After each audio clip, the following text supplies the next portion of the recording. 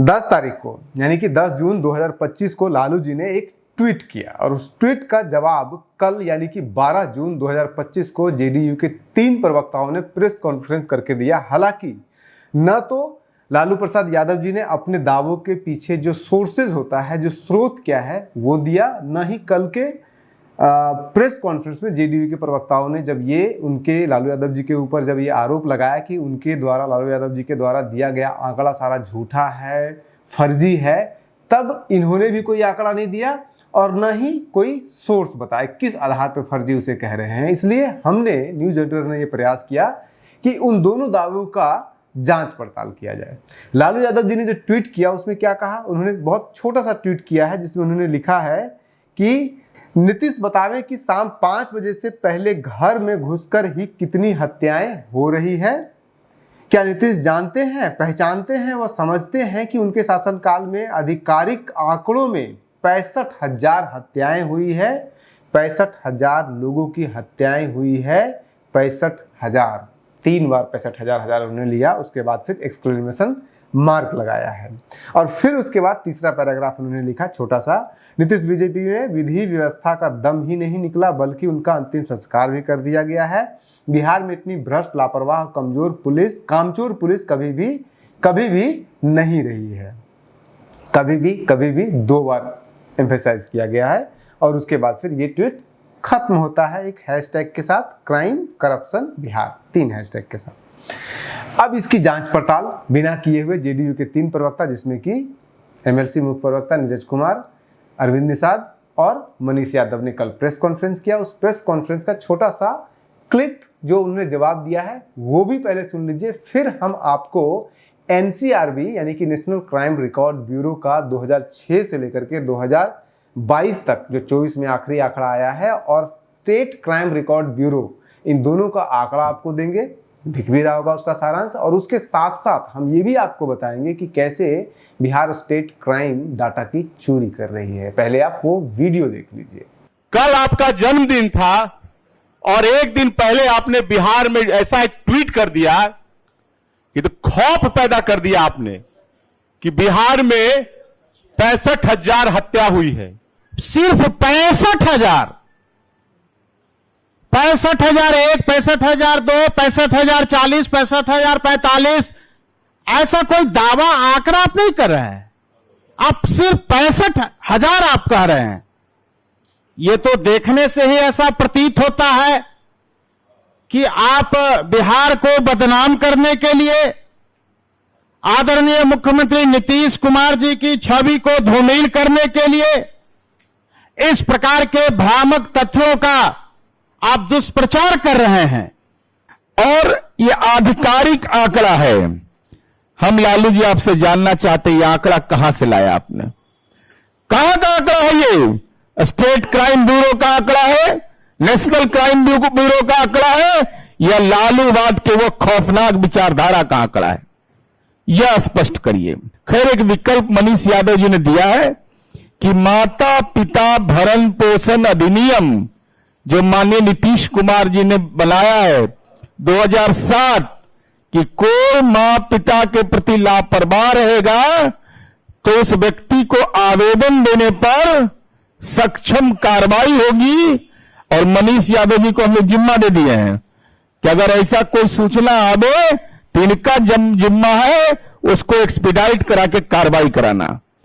इस वीडियो को देखने के बाद ये तो आपको समझ में आ गया होगा कि बहुत कुछ उन्होंने और भी कहा है, जैसे कि वो जो 2007 में एक एक्ट के बारे में भी उन्होंने बात किया है, जिस एक्ट के बारे में उन्होंने कहा है कि लालू यादव जी को जो पेरेंटल उसके लिए वेलफेयर के लिए जो एक्ट होता है उसके तहत मनीष यादव जी को सुपुर्द किया गया है कि उनके ऊपर ध्यान रखें। बेसिकली उन्होंने कहा कि ये बिहार सरकार ने ये एक्ट लाया है, जबकि ये बिहार सरकार ने एक्ट नहीं लाया है। ये 2007 में मनमोहन सिंह की सरकार ने 2007 में एक्ट लाया है और ये सामने आपको भारत सरकार का पत्र दिख रहा होगा साफ साफ। उसको इम्प्लीमेंट करने वाली बॉडी बिहार सरकार की जरूर है।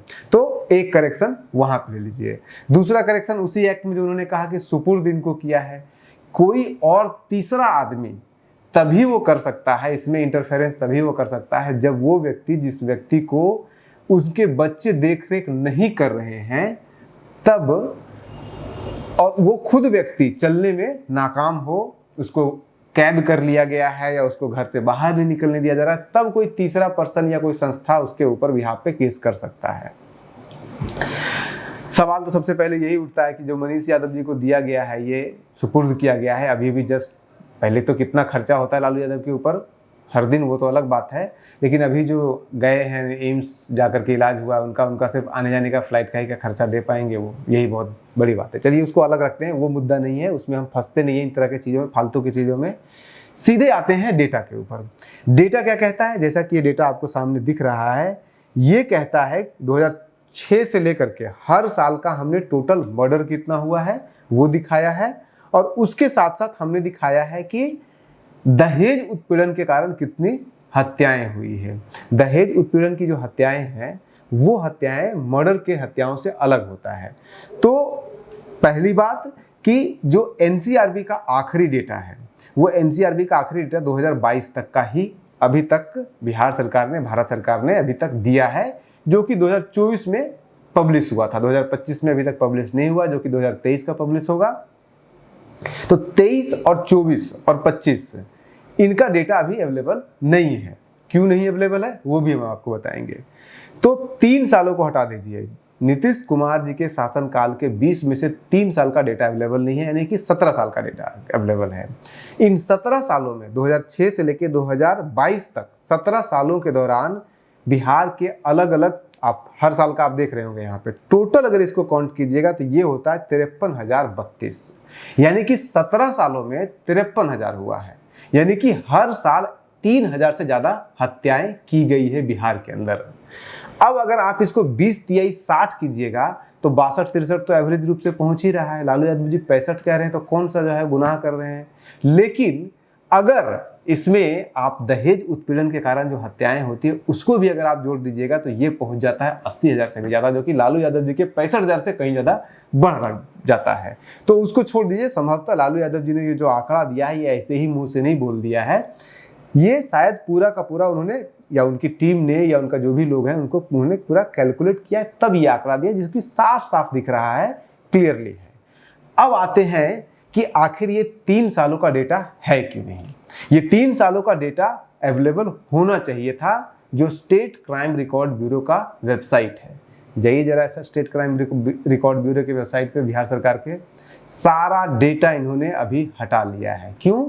चुनाव है, चुनाव में किसी को कुछ जानने नहीं देना है। कोई कुछ जान जाएगा तो फिर जो है वो मुद्दे उठाएगा, गड़े मुर्दे निकाले जाएंगे, लेकिन हम तो गड़े मुर्दे जो है वो कफन के अंदर से जाके निकाल लेते हैं। और ये आप 3 साल को ना दीजिए, एवरेज तो आ गया ना 3,3100 हर साल बिहार में हत्याएं हुई है। नोटिस करने वाली बात ये भी है कि जितनी हत्याएं 2006 में हो रही थी उतनी ही हत्याएं आज भी हो रही है। इसका मतलब कोई चेंज तो हुआ नहीं है। चेंज हुआ है, चेंज क्या हुआ है, अटेम्प्ट टू मर्डर का जो केस है, जो कि आपको तीसरा चौथा कॉलम दिख रहा है, वो बढ़ा है, और बढ़ा है बेतहाशा ढंग से। कैसे बढ़ा है? 2006 में जो अटेम्प्ट टू मर्डर है वो 3303 था, उसके बाद 3100 है, 2900 है, 3000 है, 2900 है, 3300 है, लगातार हर साल। लेकिन आप आके आखिरी देखिए तो 2022 में कितना है। 2022 में जो 3000 अटेम्प्ट टू मर्डर हुआ करता था बिहार में, वो बढ़कर के 10,096 हो गया है, और वो 2020 में बढ़ के हो गया था 13,202। कहाँ गलत बोल रहे हैं आरजेडी के राष्ट्रीय अध्यक्ष लालू प्रसाद यादव जी? वो तो सिर्फ हत्याएं बोले, वो अगर ये सारा आंकड़ा दे देते तो फिर आपकी और हालत खराब हो जाती। अगर उसमें दहेज उत्पीड़न के कारण, दहेज उत्पीड़न में कोई चेंज नहीं हुआ है। आप देखिए 1188 2006 में भी था, और 1057 है वो 2022 में भी है। थोड़ा सा स्लाइटली कम हुआ है एवरेज अगर आप देखिएगा तो, बीच में 2016 में 987 भी हो गया था। तो लेकिन नॉर्मली ये मोर और लेस सेम ही है। हत्याएं भी मोर और लेस सेम ही है। 2949 2006 में था, फिर 3000 होता है, फिर 3100, 3300, 3300, 3100, 3400, 3400, 3400, 2500, 2800, 2900, 3100, 3100, 2800। इस साल जो है वो 2958 है, यानी कि 2022 में 2300 होता है। और इसमें एक चीज और नोटिस करने वाली है, आरजेडी अगर आप ले रहे हैं कि हम जो है सब कुछ सही कर देंगे, हम सब कुछ सही किए थे, हम आकर के बहुत कुछ कर दिए थे, तो 2016 में तो आपकी ही सरकार थी, 2015 में आपकी सरकार थी। अरे इंपॉर्टेंट, 2016 में मात्र 2500। पूरे बिहार का पिछले 20 सालों में सबसे कम अगर हत्या हुआ है तो 2016 में हुआ है 2581। तो ये क्रेडिट ले सकते हैं आरजेडी तेजस्वी यादव की, हम थे सत्ता में इसलिए कम हो गया था।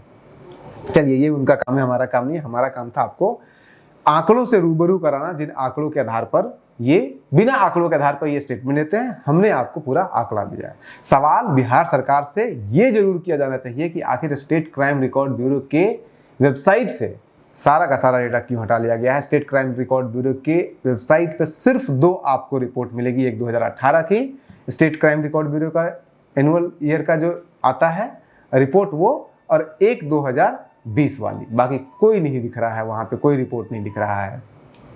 एक सवाल इसके साथ साथ और भी कर लीजिए कि जब ये नहीं दिख रहा है स्टेट क्राइम रिकॉर्ड और वो नहीं दिख रहा है, तो उसी पे मंथली अपडेट किया जाता था। हर महीने में कितना अलग अलग तरह का क्राइम हो रहा है ये भी अपडेट किया जाता था, लेकिन वो भी अपडेट नहीं किया जा रहा है। हमने एक और वीडियो आपको बना करके दिया था जिसमें कि हमने आपको दिखाया था कि किस तरह से बिहार में डेटा की चोरी हो रही है, और वो साफ साफ निकल के आया था कि देश के बिहार के अलग अलग हिस्सों में रेप और रेप करके उनकी हत्या करने वाले ऐसे मामले कितने बढ़े हैं। तो उसमें बिहार सरकार 2022 में बता रही है 0 है, और हमने आपको न्यूज़पेपर के अलग अलग कटिंग से निकाल कर दिखाया था कि कम से कम 6 से 7 एग्जाम्पल दिया था, और एनसीआरबी को बिहार सरकार कह रही है कि 0 है।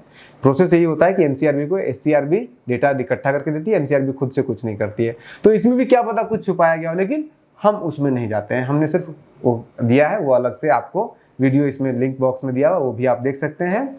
इस वीडियो में हमने जितना भी रिपोर्ट का इस्तेमाल किया है 2006 से लेकर के 2022 तक का, उन सब का लिंक इस वीडियो के डिस्क्रिप्शन बॉक्स में दिया हुआ है। आप खुद जाकर के देख सकते हैं, पढ़ सकते हैं। बिना तथ्यों के हम बात नहीं करते हैं। आप बने रहिए न्यूज़ हंटर के साथ। नमस्कार।